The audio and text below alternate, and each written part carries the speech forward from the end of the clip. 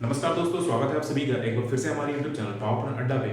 तो आज हम बात करेंगे फ्यूल के जो दो एनालिसिस करते हैं हम, प्रॉक्सिमेट और अल्टीमेट एनालिसिस के ऊपर। ओके, तो डिटेल्स में समझेंगे इसके बारे में। तो बिना किसी देर के चलिए वीडियो को स्टार्ट करते हैं। तो समझते हैं हम प्रॉक्सिमेट और अल्टीमेट एनालिसिस ऑफ फ्यूल के बारे में। ओके, तो देखिए जनरली दो टाइप का हमारा एनालिसिस होता है फ्यूल में। एक तो होता है प्रॉक्सिमेट और एक होता है अल्टीमेट। तो जो हमारा प्रॉक्सिमेट एनालिसिस होता है,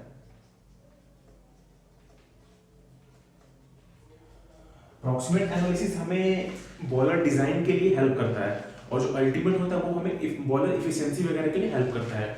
जैसे कि हमें मतलब कि हमारा जो फर्नेस का साइज कितना होगा, फर्नेस साइज ये हम वोलेटाइल मीटर से डिसाइड करते हैं। तो जनरली हम प्रॉक्सिमेट एनालिसिस में क्या क्या एनालिसिस करते हैं, volatile matter, fixed carbon, ash और मॉइस्चर। ओके, ये चीजें हम आपका किसमें निकालते हैं, प्रॉक्सिमेट एनालिसिस में। तो जैसे जैसे मान लीजिए सपोज दैट फर्स्ट हमें बॉलर, अगर कहीं पे बॉलर डिजाइन करना है तो सबसे पहले हमें ये पता करना पड़ेगा कि वहां पे कोल कौन, मतलब सॉरी जो फ्यूल यूज करना है वो क्या यूज करेंगे। ओके, लाइक अगर कोल यूज करना है तो इंडियन कोल रहेगा या इंपोर्टेड कोल रहेगा, ठीक ना। तो ये हमें, ये मौसरी कोल रहेगा, तो ये हमें पहले मतलब डिसाइड करना पड़ेगा कौन सा हम कोल यूज करने वाले हैं। उसके बाद से हम उसका प्रॉक्सिमेट एनालिसिस करके ये देखेंगे कि उसमें वोलेटाइल मीटर कितना है, फिक्स कार्बन कितना है, एस कितना है और मॉइस्चर कितना है। तो वोलेटाइल मीटर, फिक्स कार्बन और मॉइस्चर से हम ये डिफाइन कर सकते हैं कि मतलब जो हमारा फर्नेस का, क्योंकि जनरली क्या होता है कि वोलेटाइल मीटर से हम ये डिसाइड कर पाते हैं कि हमारी फ्लेम कितनी ऊपर तक जाएगी, ठीक ना, कितनी ऊपर जाएगी। और फिक्स कार्बन से हम ये डिसाइड कर सकते हैं कि हमारा जो मतलब जनरली जो फिक्स कार्बन क्या होता है कि जैसे मान लीजिए कि प्रॉक्सिमेट एनालिसिस कर रहे हैं, ठीक है, प्रॉक्सिमेट एनालिसिस में हमने ये चार चीजें निकाली, वोलेटाइल मीटर कितना है, फिक्स कार्बन कितना है, एस कितना है और मॉइस्चर कितना है। तो सबसे पहले देखते हैं जो मॉइस्चर जो होता है, मॉइस्चर क्या होता है, जो वाटर पार्ट होता है, ठीक है, तो ये तो यूजफुल नहीं है हमारे लिए। ओके, मॉइस्चर जो है यूजफुल नहीं है। तो मॉइस्चर जनरली आप देखेंगे तो डिपेंड करता है fuel to fuel. Normally 10 to 12% moisture होता है आपके कोल में। ओके, और जो हमारा उसके बाद आता है हमारा वोलेटाइल मीटर। वोलेटाइल मीटर जितना ज्यादा रहेगा उतना वो जल्दी जलेगा। ओके, अगर वोलेटाइल मीटर कम रहेगा तो उसमें से स्मोक ज्यादा आएगा। ओके, वोलेटाइल मीटर जितना ज्यादा रहेगा उतना जल्दी जलेगा। वोलेटाइल मीटर ये भी डिफाइन करता है कि जो आपकी फ्लेम है, मतलब कोल की जो फ्लेम है वो कितनी दूर तक जाएगी। ओके, तो ये भी एक डिपेंडेंसी रहता है फ्लेम की वोलेटाइल मीटर पे। उसके बाद क्या आता है हमारे पास, फिक्स कार्बन। फिक्स कार्बन क्या होता है कि पहले तो हमारा मॉइस्चर निकल गया हीट से। ओके, जो भी मॉइस्चर था हमारा 10 to 12% वो निकल गया हीट से। आफ्टर दैट वोलेटाइल मीटर आया। वोलेटाइल मीटर क्या किया कि जलने में इजी होता है। वोलेटाइल मीटर से हमारा बहुत जल्दी आग पकड़ता है, जितना जल्दी वोलेटाइल मीटर रहेगा उतना ज्यादा अच्छा रहेगा। उसके बाद हमारे पास क्या बचा, फिक्स कार्बन। फिक्स कार्बन क्या करता है कि वोलेटाइल मीटर के बाद जो पार्ट बचता है, जैसे सपोज दैट एग्जांपल दीजिए, जैसे हम कोई लकड़ी जलाते हैं, लकड़ी जलाते हैं तो पहले उसमें धुआं निकलता है। धुआं निकलता है तो क्या, जो वोलेटाइल मीटर है वो उसमें मतलब कम रहता है वोलेटाइल मीटर, इसलिए वो ज्यादा स्मोक निकलता है। उसके बाद जब वो अच्छे से जल जाएगा उसके बाद जो लास्ट पार्ट बचता है, ओके, जो रेड रेड हो जाता है पार्ट, वो हमारा फिर फिक्स कार्बन रहता है। फिक्स कार्बन क्या करता है, हीट को बना के रखता है, फर्नेस में ज्यादा देर तक हीट को मेंटेन करके रखता है फिक्स कार्बन। ओके, और एस जो है, एस तो आपको पता है कि वेस्टेज है कोल का। ओके, तो ये तीन चीजें हम कैलकुलेट करते हैं किसमें, प्रॉक्सिमेट एनालिसिस में। क्या क्या, volatile matter, fix carbon, ash and moisture.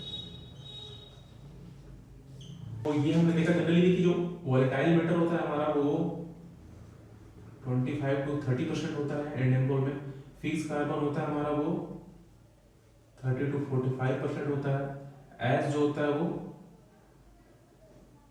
ये भी 30 to 35% होता है। और ये हमारा मॉइस्चर 10 से 12% होता है। ओके, तो ये तो बात की हमने प्रॉक्सिमेट एनालिसिस के बारे में। आगे देखते हैं अल्टीमेट एनालिसिस। ओके, तो देखते हैं अल्टीमेट एनालिसिस के बारे में। जनरली जो हमारा अल्टीमेट एनालिसिस होता है उसमें हम 5 चीजों का एनालिसिस करते हैं। वो क्या क्या होता है, ओके, ये आप शॉर्ट फॉर्म में याद कर सकते हैं CHONS। ओके, तो क्या क्या होगा वो देखते हैं हम। C for carbon, H for hydrogen, O for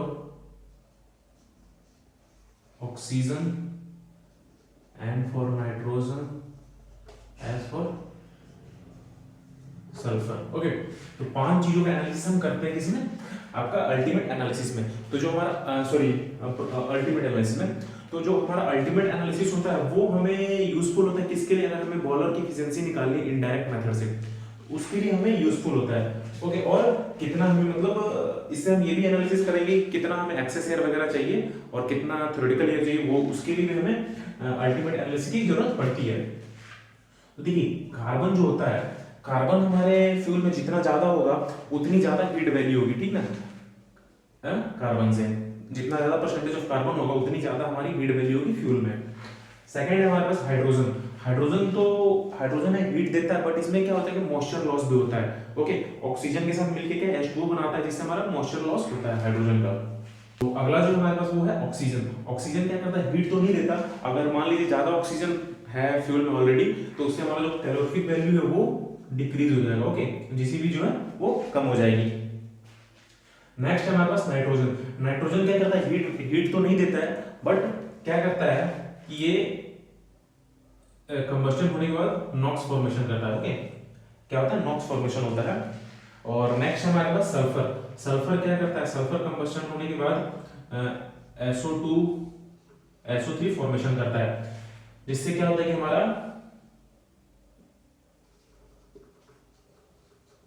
air pollution होता है, APH चोक होता है। ओके, और जो हमारे APH और इको के ट्यूब्स कोरोजन होते हैं।